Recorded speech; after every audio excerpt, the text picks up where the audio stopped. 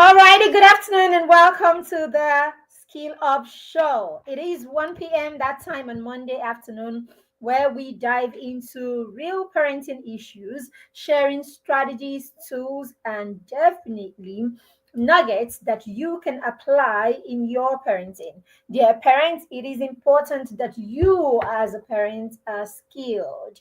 When you are skilled, then the job of skilling up your child is 50% done. So when we have skilled parents, we will definitely have skilled children. My name is Maribel Chima, and I am the founder of the Parenting Through Mentorship Academy and PTM Resources. And yes, I am the proud matron of the Mastermind Circle, a pair mentorship and peer mentorship and accountability group that we run for young children and preteens. The Mastermind Circle is a robust community. We call it a solid foundation ground because in that circle, we raise children who take the lead, who take the front stage in their own lives because now they understand that they are captains of their lives, and every other person, from their parents to their teachers, their coaches, and mentors, happen to be their co pilots. Are you online right now? Are you in the show right now? Or are you catching a replay? If you are, please say something in the comment section so that I know that I have got company. Let me know that you have joined me. Let me know where you have joined me from. And of course, let me know if you are catching the replay of this session. In today's episode, we are going to be talking about why family values and traditions matter in today's world, especially if you are raising children. All right, in the family dynamics, why is it important that we have family values and that we have traditions? And it's not just enough that we have these family values and traditions. Why is it important that our children know and understand our family values and our traditions? All right, why is it important at a time like this? If you are in the show, let me say again, a very big welcome to you. Let's trot on. Today is going to be a short show. Yes, it's going to be a short show. We're trying to make this show slightly shorter than usual so that we can come here, get the nuggets, and run. Okay, sometimes when we're talking for too long, right, we don't understand the urgency. I want to drop it hot, and then you take it and apply it hot, so that we can go. But of course, we know that the show or the nuggets that we share here, the strategies that we share here, once in a week, it's not enough to hold you accountable. It's not enough to help you throttle on this parenting journey, especially if you are a parent of a young child and a preteen. So you need an accountability system. You need a community, dear parents, because it still takes a village to raise or to train a child. And more than what you need, your child needs to be in the community. It cannot be overemphasized. Your child needs to be in a community. When children find themselves in communities where they have like minds, in communities where they begin to hear relevant things and they begin to hear things that have some depth, what happens is your child's mindset, your child's view of the world, your child's perspective on things begin to change. And it is a gradual thing with children. All right. This perspective, these convictions, the mindset begins to change gradually. So why you may not see an outright change immediately, or why you may still be complaining that the child is doing this or is doing that, there is a background gradual process or change that is happening that usually transforms your child. So the environment where your child is, the company that you introduce your child into, the environment that you introduce your child into is very key. And when you introduce them into such environments, is even more important. The earlier our children start having the right kind of conversations or start listening to the right kind of conversations, the better for them. All right. This is the reason why in many cases you see parents struggling with their children when they are teenagers, because all of a sudden, while they were young children, school age children and preteens, you didn't think it was necessary that you program. You didn't think that it was necessary that they are in the right kind of environment and that they start partaking in the right kind of conversations. You didn't think that there was a need for them to start developing themselves, personal development and all of that. And then all of a sudden, you turn and you see that your 15, your 14, your 16-year-old is all of a sudden a big boy with husky voice and all of that, or that your girl is all big and all of that. And then it dawns on you at that point that they need to start doing more meaningful things. It dawns on you all of a sudden that they need to start having better conversations. And then this is the time you begin to see if you can drag them into one system, or you can make them or encourage them, right, to take up certain skills or certain, practices, or become a part of certain programs. And it is difficult at this time because the child is already programmed to just have fun and talk about things, mundane things, and all of that. And so you begin to struggle, you begin to fight back and forth, because now you want the child to do meaningful things, or you want the child to be more resourceful or productive, and the child isn't interested. So that's why the earlier we introduce our children to personal development, the earlier we get our children into the place where they are growing in their self awareness, identifying their superpowers, and of course, understanding their place in their lives and their place in the world. Yes, our children need to know who they are. Our children need to see where they belong. They need to find their own space, right? And then get into that space and begin to dominate in their own space. But until we get them to the place where they begin to think resourcefully, where they begin to think productively, where they begin to develop themselves, we don't get them to that. They don't come to that place of self-awareness. And so this is why the mastermind is here, because we want to get your 6-year-old into that place where they begin to think, who am I? What am I? What is the why behind what I do? All right, what are the consequences of the things that I do? Right, how can I make a difference? What problems can I solve? What value do I have? What values can I give out? What, all of these things, very, very critical. All right, so let's jump right into today's conversation. It is Pope Francis, rather, that said that the family is the first school for a young child. So the first school that your child will go to is the family. So the family is the first education system that your child will be a part of. It is said that our children will see the world through our eyes. Our children will understand how to navigate the world through our guidance and our direction. So what does that mean? It simply means that as a teacher, you are or as a parent, you are your child's first teacher. There is a way I like to put it. I like to say that you are your child's first teacher and your child's most important teacher as a parent.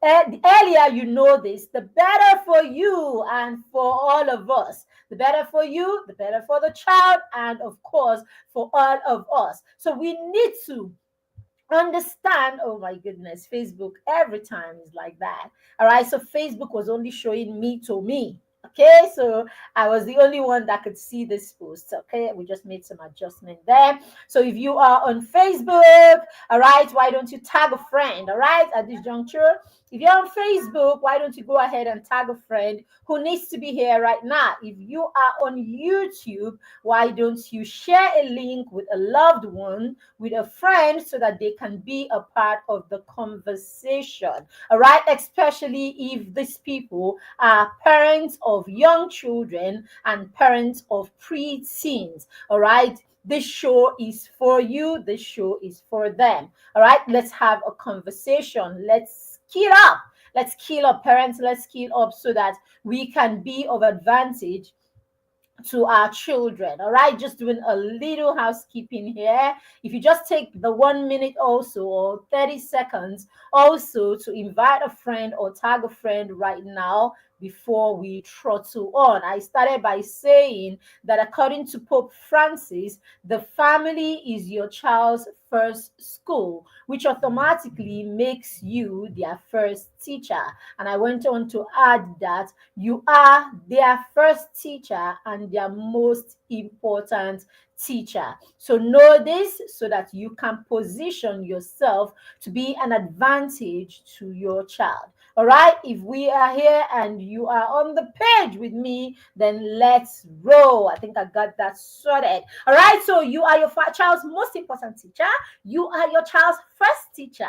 All right, I've shared this story here before if you follow me. Okay, so when I used to be actively in the classroom, okay, you all know that I'm an educator if you follow me, right? So I'm a teacher. All right, so I used to be actively in the classroom like I do a 9 to 5 full classroom teacher and all of that. And of course, I worked with young children and preteens. All right. So that's my forte. So I remember this year I had this child who was in my class, and he was a child that the parents dotted on so much, like a child that, hi Becky, how are you doing? So it was a child that the parents dotted on so much, or the mother. So everybody in the school knew that you couldn't touch this child. No, when I say touch, I don't mean beat the child. All right, the child was that child that when the child goes home with a single complaint, whatever that complaint is, you will see the mom, in school the next day, and you will be having a conversation.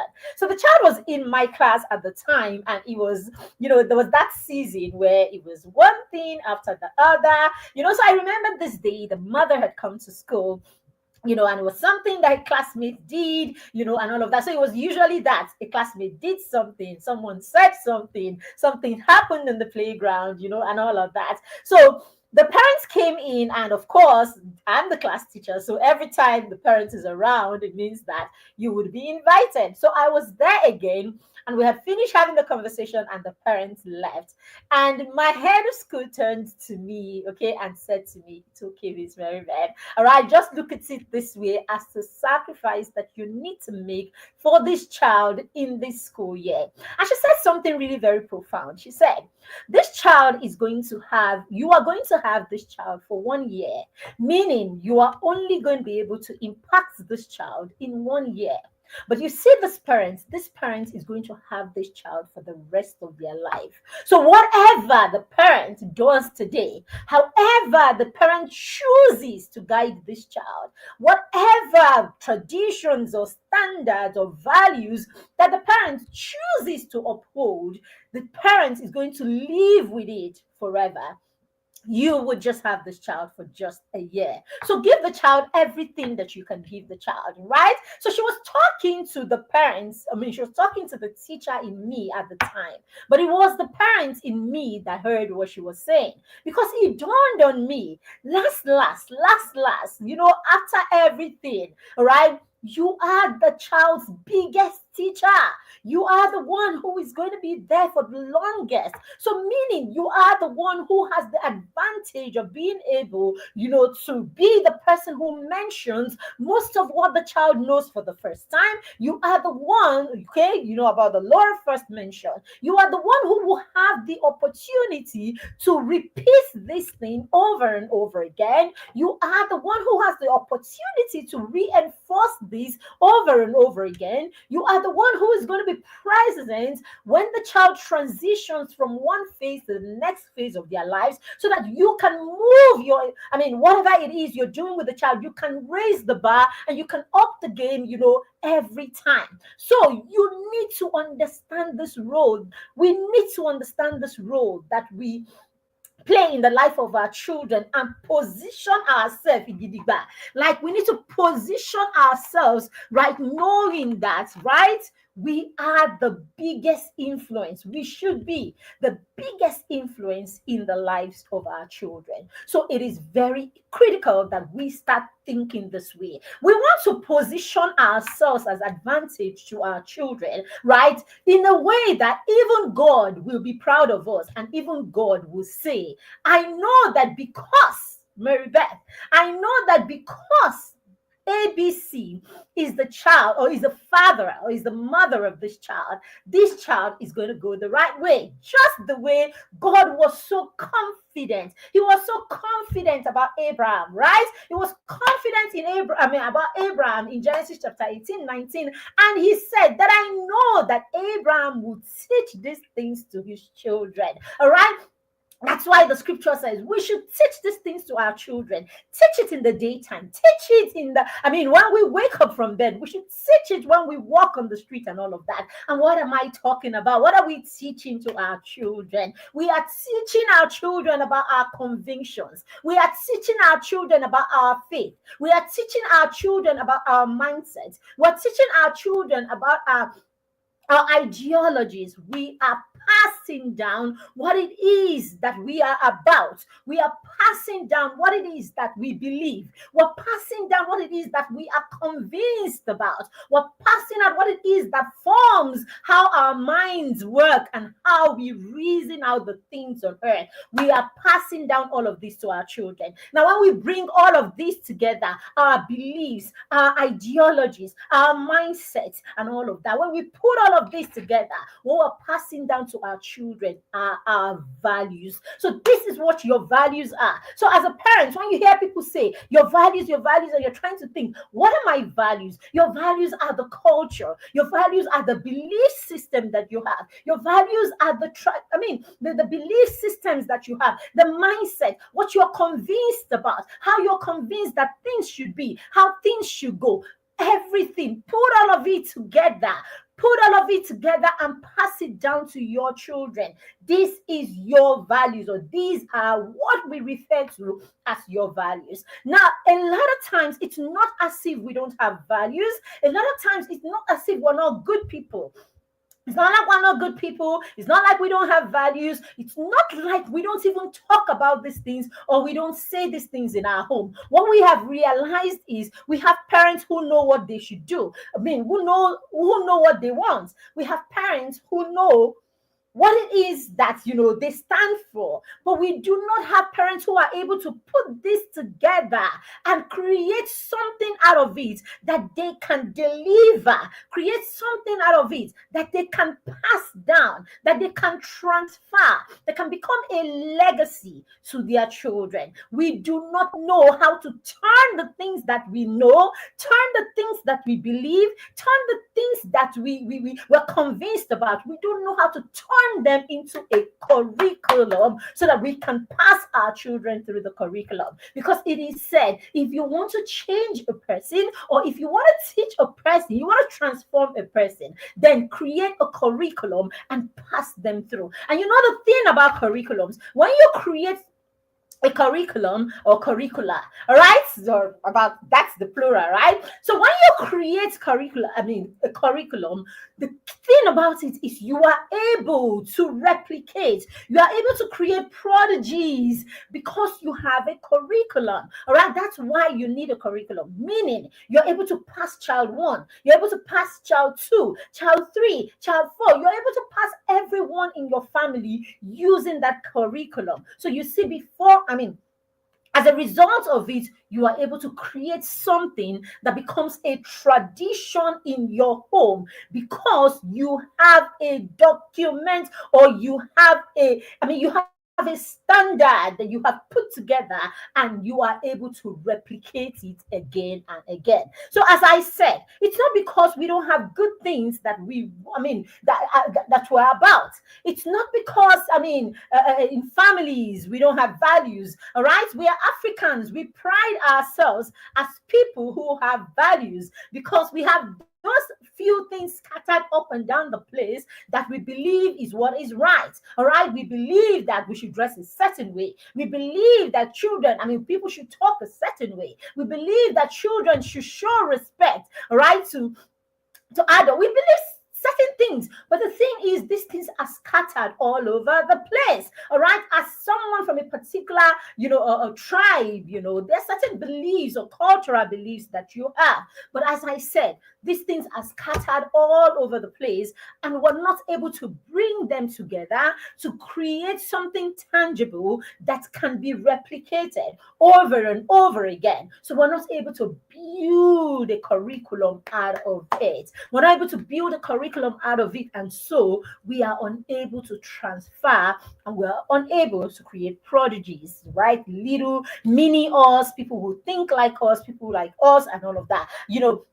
It is Apostle Selman that said the biggest gift that you can give your child is the gift of your convictions. The gift of your convictions. It is one of the biggest gifts that you can give. So when you hear legacy, legacy, legacy, we always think, or we always like to think that legacy only refers, all right, inheritance, right? That's what we think. When we think about it, we just think it's about inheritance. So that's why we like to amass properties. That's why we want to, we want to do trust funds and do all of these things. We want to create all of these things, and keep it for our children. Yet we've not been able to pass down our convictions. We want to build dynasties and build companies and keep for our children. Yet we're not passing our convictions. So at the end of the day, because you have not passed down your convictions, the children will come and they will wallow in whatever it is. I mean, they will come and they will just swim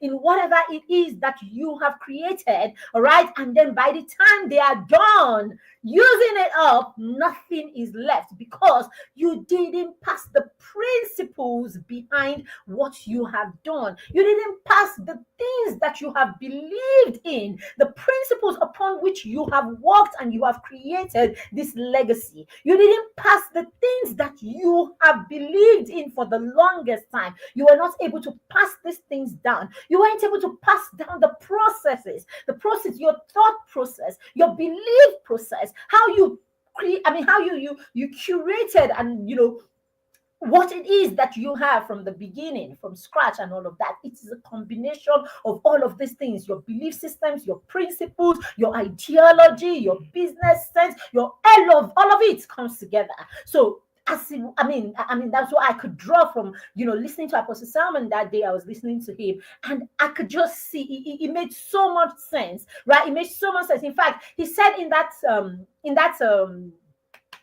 he said in that session that a lot of times you find out that the people who work with you, right, are the ones that knowingly or unknowingly you pass down your convictions to.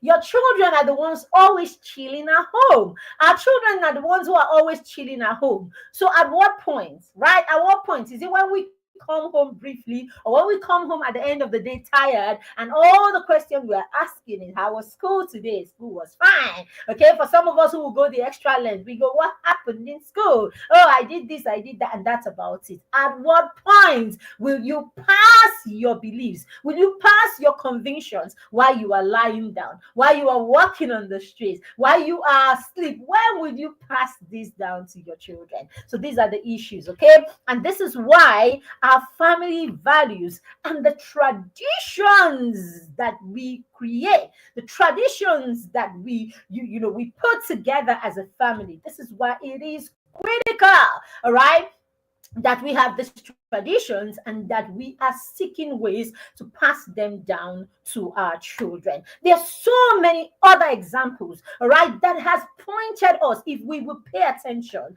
There's so many other examples that have pointed us to the fact to why family is very important and why our values are very important. All right, if we pay attention, then we would know that it is a call. It is actually a call that we do everything within our power to raise our children with those convictions, to raise our children with those values, and that we create traditions that can carry the values, through which we will carry the values and pass the values down to our children. I mean, if we go back and we look at the early church, that was what the early church was about. The early church was about values, was about traditions, right? The early church had a way they could live together, they could feed together, they could do everything together because they were operating on certain principles and traditions. No wonder, all right? No wonder every time God wanted us to pass down every mess, everything that He gave. God wanted this passed down to the next generation. That is the only reason He will say, tell these things to your children, right? Let them write it in the tablets of their hearts. Let them write it so that they will remember these things from generation to generation. Dear parents, what are you passing down? What are you passing down to your children? What are you passing down from one generation to the next generation? Okay, how are you passing this down? Are you passing it down in a way that it can literally be written in the tablets of the heart of your children? Can we start by creating documents? Can we start by putting it in a way, by writing it down? You know how it is said, write down the vision so that anyone who sees it can run with it. Yes, write down those values. Write down those values. Write down those things that you believe in. The things, okay? A simple way to look at your values is this. What are the things that you spend your time and your resources on, basically? What are the things that mean so much to you that you will spend your time, your energy, and your resources on? These things make up some of your values. What are the things that you consider when you make the decisions that you make, especially the important decisions that you make in your life? These things form part of what your values are. Today, I was saying to the children in the mastermind circle, our peer mentorship and accountability group, I was saying to the children this morning, because this month, all right, our theme for the month is actually values and family values, and of course, honor. Okay, learning honor. All right, so this is our theme. And I said to them that they should go ahead today and ask their parents, okay, ask their entire family. They should create a family tree. So the mastermind is very hands-on, all right? We understand in the mastermind circle that the knowledge that you have as a parent, the knowledge that you are building as a parent is it's very important. All right. The fact that as a parent, you are running a race, right? You understand that parenting is first about you, okay, is a good thing. But we also understand that until our children begin to take the front stage in their own lives and they begin to live these values and begin to practice these things that you are teaching them, all right, they do not exactly internalize it. All right. So it's important that we move from just instructing our children. It is important that we move from simply micromanaging our children to empowering our children to navigate life on their own. It's critical.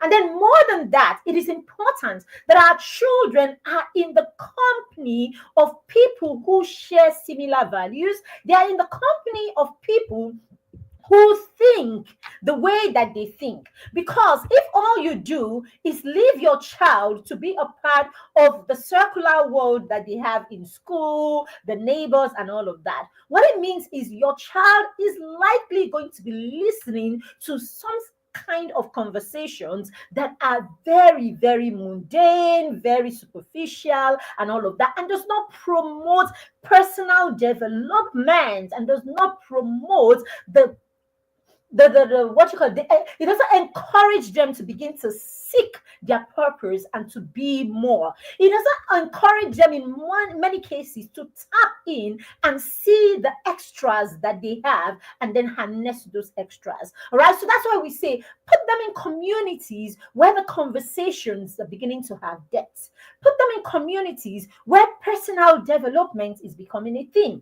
Put them in communities where they have more children or other children who are like minds. So that when you say to your child, you can't have a phone because you don't need a phone, The child comes and the child sees 10, 15, 20 other children that are cool with not having a phone yet because, yeah, it is not necessary. Not necessarily because you are forcing them to think about it, but because you are having conversations and the child is understanding the why behind everything. That's what we do with the children. When they come to us for every conversation, for everything that we say and everything that we do, the children are equipped with the why. So you realize that you are actually helping them form a mindset. You are actually helping them form convictions and not just forcing them to obey you or forcing them or depriving them of things because you choose to. Now, this is why they need to be in communities where they are also growing.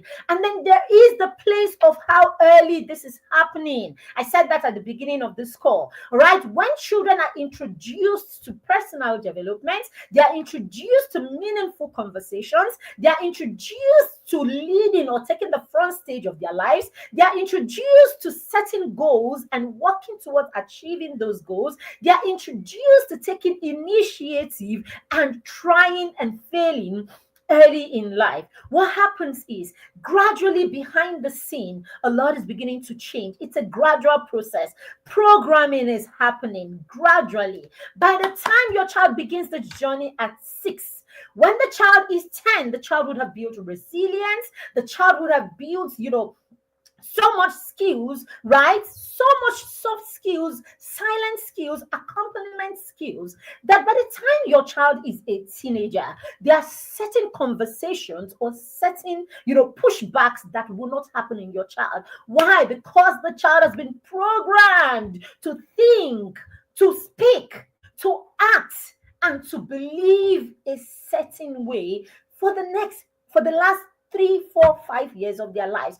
So it's easy for your 14-year-old who has been in some mentorship or in some mentorship and personal development program to understand you or to be in sync with you when they are 15, that it is for that child that you have left. Oh, it's not school, let them focus on school. So he goes to school, he talks about anime, he talks about Premier League, he talks about, I'm not saying anything is wrong with this, but basically the conversations are limited to these things. I mean, is it different with your children and their friends from school and the neighbors? Do they have conversations that are deeper than this? It's anime, it's one movie, it's one show, it's football, and all of that. So the conversations is restricted to this kind of things. And so the child prioritizes fun and prioritizes, entertainment, because there is really nothing wrong with fun and entertainment. But it so happens that outside school work, academic work, the only other thing that they are thinking about is this entertainment and things like that. And they have not been forced to start having certain kind of conversations. So all of a sudden you wake up and you see, you look and you see, you just realize your 15-year-old now has this really husky voice, and you're looking at him, he's almost 6 feet. In your head, whoa, he's a big boy. Then he should stop talking silly things. You want him to start saying meaningful things. You want him to be a bit more resourceful. You want him to stop asking you for urgent 2K. You want him to start thinking solutions. You want him to start solving problems. And he is not forthcoming. He's not forthcoming because he hasn't been in that space where he had to think that way, where he had to do this kind of things. He's been in the space where when he needs, he just simply asks and it happens. When he has just simply been in that space. That's what I'm talking about. So it's easier that you get your children on this journey as early as possible. Let them be taking baby steps. As you are moving on your journey, let your children be moving on their journey equally. I promise you, it is rewarding. I say this, and of course, those of you who know me, I don't say this because I need to just say this. I say this because I have lived this. I have a 15-year-old, all right? I have a 15-year-old, or my son is going to be 15 in a few days, on the 13th. I have a 15-year-old that if I am not here to have a class, I can step away and I can say to him, please run this for me. I have a 15-year-old that will sit down to any conference, seminar, session. He will sit down gladly with his cup of juice and a few snacks, and he will have a good time. I have a 15-year-old that I can live anywhere. I can live in a home. I can drop him off in a home. I can drop him off in a monastery, right? I can drop him off at a monastery where there isn't a single entertainment, and he will be fine for the days that he's there because he's fine with or he's fine without. I have a 15-year-old that can live and have maximum fun just having books to read. I have a 15-year-old that is adaptable. Do you understand? That is adaptable. I have a 15-year-old that if he goes to a home or he's put in a place where there's a lot of luxury, he will be fine. He would cross his leg and have fun. If you take him to a place where he practically has to set the firewood to make food, he will also be fine because he's passed through this process and he is adaptable. So he knows how to adjust to whatever situation or whatever circumstances that he finds himself. And I know this like I know my name, that if we want children who would excel, we want children who will thrive and not just and not just survive in today's world, then this is what we should be doing: raising children who are adaptable. All right, we are raising resourceful children in the mastermind circle. That's what I'm trying to say. Okay, we have a new cohort of the mastermind circle that begins we have September here. This is not the September one. We should have changed that. Sorry, we have a new cohort that begins in January. It's called the foundation cohort, where we'll be working with your children on foundation skills for 6 weeks. We will work with the children, we will build them, we will teach them to set goals. We will set goals with them, 6-year-olds to 13-year-olds. We graduate the children when they turn 14 in the mastermind circle. So bring in your 6-year-old. We'll take them through the process of setting goals, what it means, why it's important. We'll take them through all of these basic skills and all of that. And then after the 6 weeks, we would now transition them into the mastermind circle, full circle, with the other kids that have been there since September. Okay, so they can join them for the rest of the rest of the 6 months to the end of the year. So basically, the foundation cohort is for about 8 months, basically. All right, so you can still get your child in to be with us. Registration is open right now. It's a little less. It's 55,000 instead of 70,000 for an entire year. So you can get your children on board right now. It's a place that your child needs to be, not just because I run it. When I was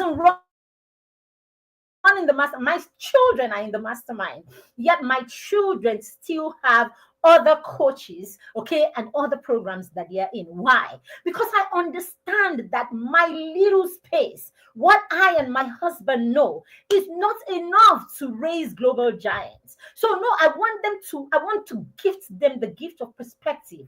I want them to hear from me. I want them to hear from their mentors. I want them to hear from other coaches. This is it. I want to give them the opportunity not to speak to just me. I want to give them the opportunity to have other trusted adults in their life, other trusted people in their life that they can bounce off their ideas with, and all of that. The recent thing we're doing for our son is we're actually getting our son an academic mentor, basically. So he's going to be making his academic decisions, right? His education mentor, basically. He's in grade 10, all right? So in the next 2 years, he's off to university or thereabouts, all right? So he needs to make those decisions. We don't want to be the ones making those decisions. We don't want to be in the middle or the center of those decisions. We want him to make those decisions from an objective place. And so we want to remove ourselves, right, a bit out of it so that he is speaking with a mentor. So by the time we come back and we are having this conversation, he's not just hearing from us, he's hearing from some other person who knows him. Parents, create platforms, opportunities, create advantages for your children. So when we say to you, get people to partner with you, collaborate with you, we are not just telling you to spend your money. We are saying this because we know how important. If you know how so many of us, right, our potentials were stifled. If you know the potentials that we had that we didn't harness, just because our parents didn't know more than they did, or because our parents didn't give us wings to fly, and our parents did not stretch or open up the horizon for us, you will not believe the potential, or where it is that a lot of us would be today if we had parents who were willing to spread their wings and allow us, just fly basically, and all of that. All right, so we're still talking about why our values and traditions are very important. All right, so let's go straight into. I said this session is going to be short today, so we'll probably be done in 45. I mean, after 45 minutes or something. Let's see how that goes. But I promise you, it will not be 1 second past 1 hour. All right, so let's look at reasons why family values and traditions are very important in today's world. Number one, when you raise your children with a set of values and you create traditions through which you can pass pass down those values to your children, what you are doing is you are building the foundation for character. You're building the foundation for character in your child. All right, values will shape your children. It will shape them. It will become a standard and become the compass that your children need to navigate the world. I say this over and over again. Our children have way too many options in today's world.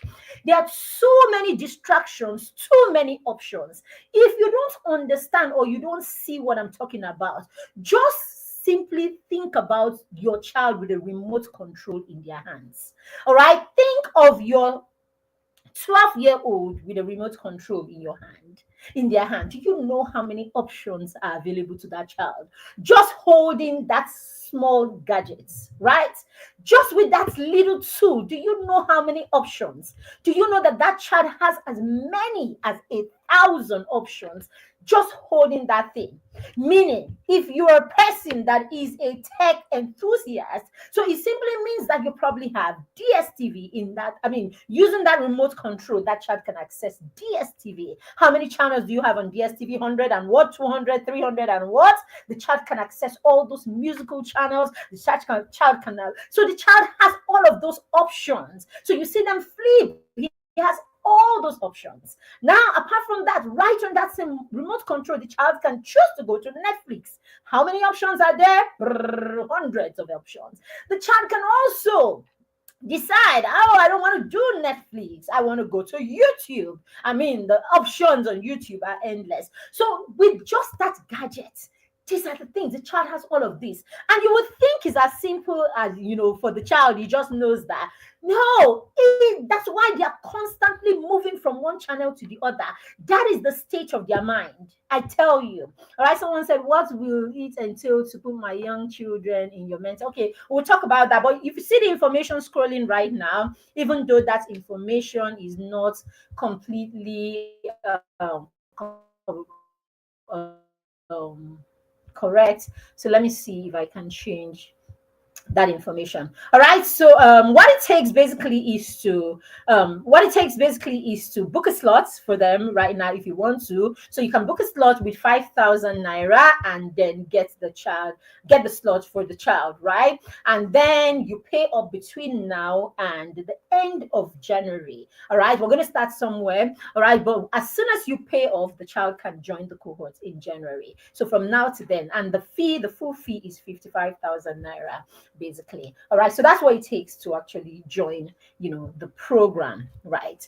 Okay, all right, so as I was saying, these are options that are available.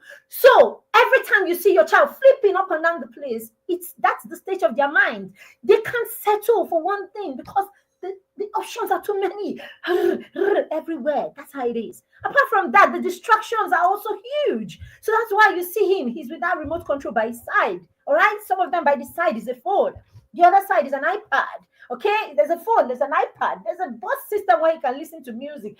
The options are way too many. All right. So these are the issues. So how do you help a child in a world of too many options and a world of too many distractions? You must give them a compass. You must give them a compass that helps them know what to go, how to go per time. That compass is your values. What are the things that are acceptable to us as a family? What are the things that we can dare into as a family? What are the things that are no-go areas for us as a family? This will help your child navigate the choices that they make. And this obtains in every aspect of their life, from friendship to friendship choices to choices of what to eat, what to do, how to dress, how to look, and all of that. Put it all in your conversation and make up, and come up with what your values are.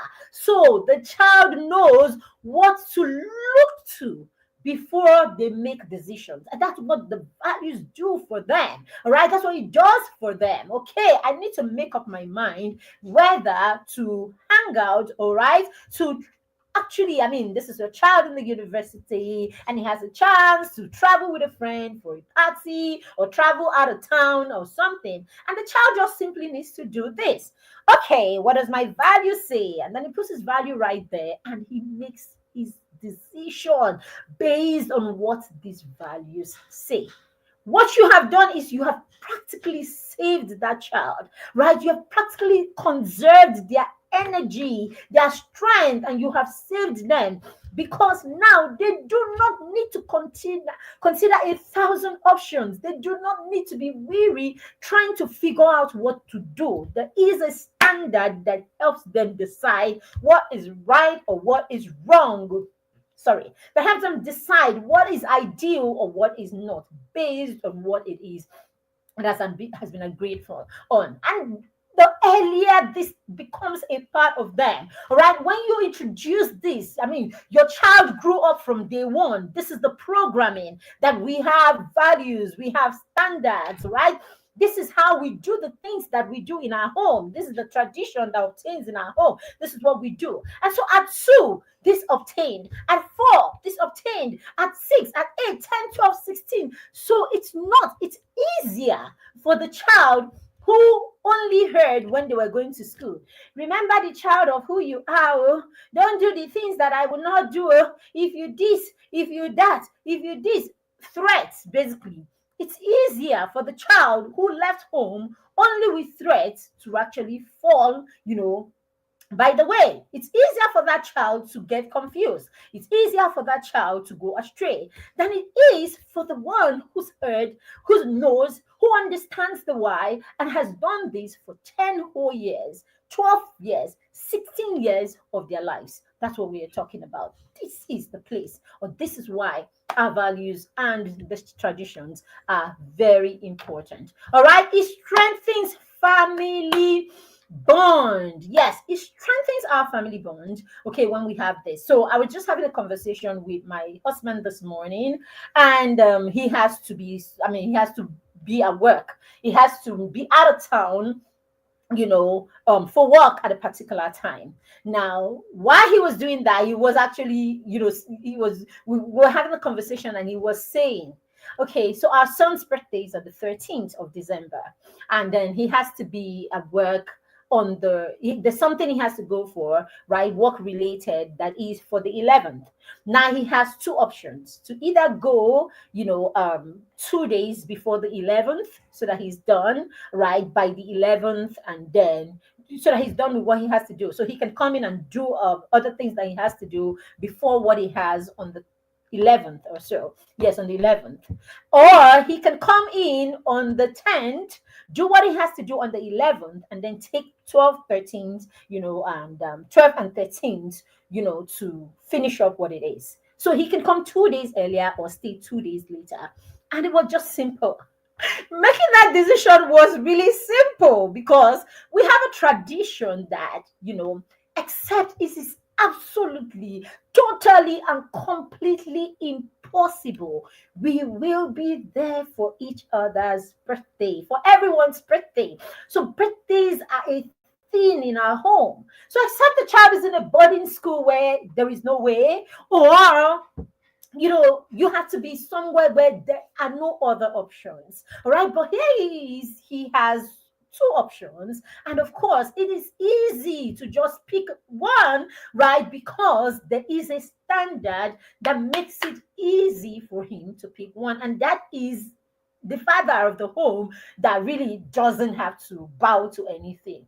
But this is what tradition does to you, because it is a thing, right? Then it is easy for you to remember this. In fact, if you meet any of our kids and tell them you have a party, you have a birthday, you have whatever it is, and it happens to be on any anniversary's birthday or anything in our home, the answer is going to be a straight cut one. Oh, it's my mom's birthday, I can come. Oh, it's my brother's birthday, I can come. It's very easy to make that decision. It's as simple as that. And now, today, all we're talking about is birthdays and little things like that. A time will come in our lives where there will be things that are really, really right. There'll be things that, you really would rather, do, right? Things that will be fun. These children are going to grow up. They're going to be teenagers and young adults one day, where they will be thrilled by the things, that their friends are doing and all of that. And it'll be difficult, right? And I mean, ordinarily they would just go with, hanging out with their friends. There's a time in their lives that just hanging out with their friends is going to be more sense, and all of that. And complacency, you're right, will set in when it has to do with family. But what it is you have set a standard, and those standards will hold. Those standards will hold, I promise you. Even if 10 times, those standards will hold at least 8 times, worst case scenario. Okay, and these are the things that we're talking about. All right, it preserves your culture. Okay, it helps with cultural preservation. It preserves our culture. Okay, and the culture doesn't necessarily have to be the wide culture. It could be the culture in your home. So you have certain culture in your home, and you want to uphold those culture, because really, who are we? No, who are we? Our identity. What is our identity locked in? What is it tied in? Our identity is tied and it is locked to our culture. All right, that which makes us who we are. All right, so it's important. That's why, you go abroad, you go, and then you see the Indians, you see the Chinese, you see the Frenchman. These people will not bend. They will not drop them for you. They will not drop their culture. They won't drop their tribe. They are so proud, right? They're so proud of it. And so, even in the middle of your land, they will still hold on to what it is that is them. We need to raise children who will take pride, right, in who we are. And this has nothing. Don't even come and start telling me the government this, the government that. So it's not about the government. It's who are you, your identity. All right, we can't lose that. I know sometimes when we're here, when people come from diaspora and they come home, they make you feel like, oh, it's out there, and all of that. But when you go there, you realize that people uphold their culture, because when you are out there with Tom, Dick, and Harry, it is your identity that actually draws respect to you. So when we go out there, you will see how we want to hold on to our African heritage when we are out there, right? We forget, that we are from a place where governance is worked and all of that. We hold on to our identity, which is our culture. So it's important. So when we have those traditions, it helps us hold, onto our identity. And you want to do this with your children. It helps our children, of course, to learn lawfulness. It helps lawfulness. It helps them to learn resilience, discipline, basically. So when we have this code, we have our values and we have our traditions, of course, they become boundaries for our children. They serve as boundaries for our children. They serve as stability for our children. All right, they create standards for our children. All right, they create standards for our children. So when our children live by standards, they live by boundaries. All right, and all of that, what does it do? It creates, of course, self-discipline, self-control. And we all know that at the center or in the middle of success is the ability to control yourself. So you see,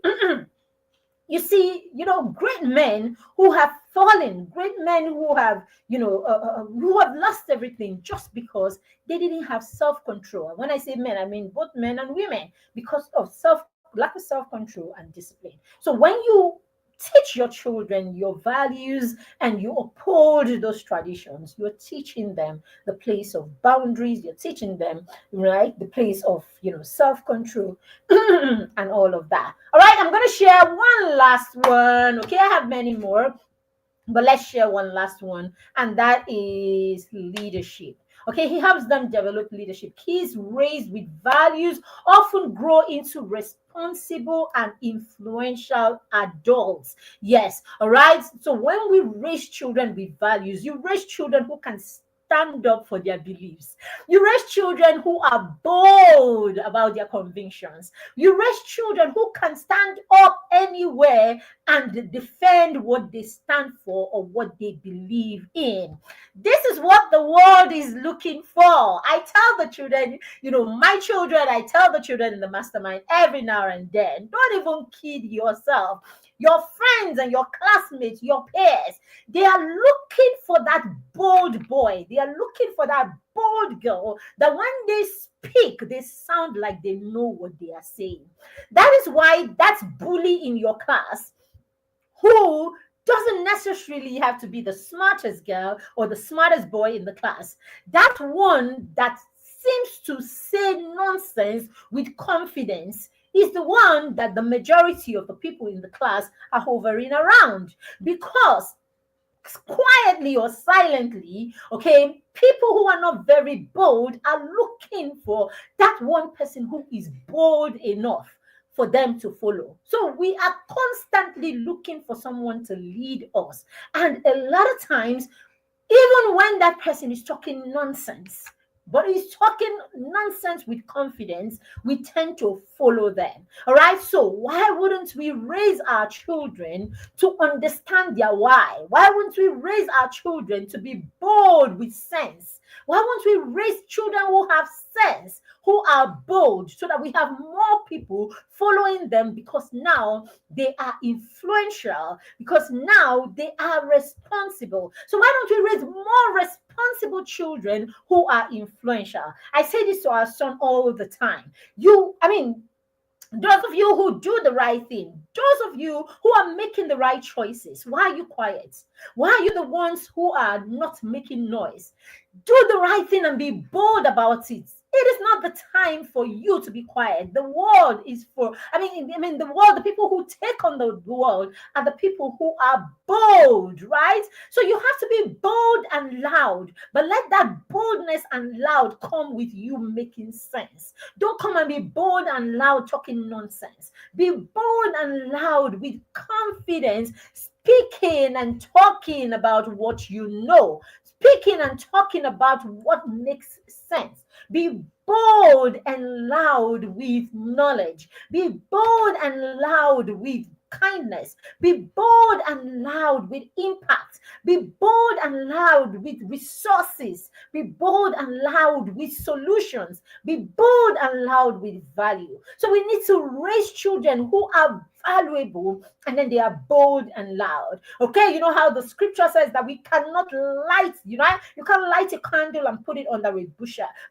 isn't it? So we want to raise children who know that they are the light. Okay, it's our mantra in the mastermind. We say we are torch bearers, we are the light. And so when we step into any scene, when we step into a place, we light up the place. So the children in the mastermind know that they are torch bearers. So they know that when they step into their classroom, the way they talk, the way they act, the decisions that they make, the things that they do, the choices that they make them influential people and make them solutions curators. So yes, they are bold and they are loud. If you come to my mastermind circle, you can't be quiet. We don't even do you come and stay in the background. So many people are there, you're in the background. We will not hear your voice from September to October. For we how? From September to August. Why? How? We will hear your voice every time we come for a meeting, because it is a gathering. It is a come the gathering, it is a circle for the bold and the loud with sense. All right, for the bold and the loud who are resourceful. All right, so this is it, and this is where we're going to end the show for today. So yes, if you want your child to be a part of the circle, all right, it is affordable. It's one of the most affordable platforms or program that you have. All right, for 8 months, you can get your child on board our foundation cohort that starts in January. You can register right now and get set for January when the child jumps right in. Okay, we take in children from age 6 to 13.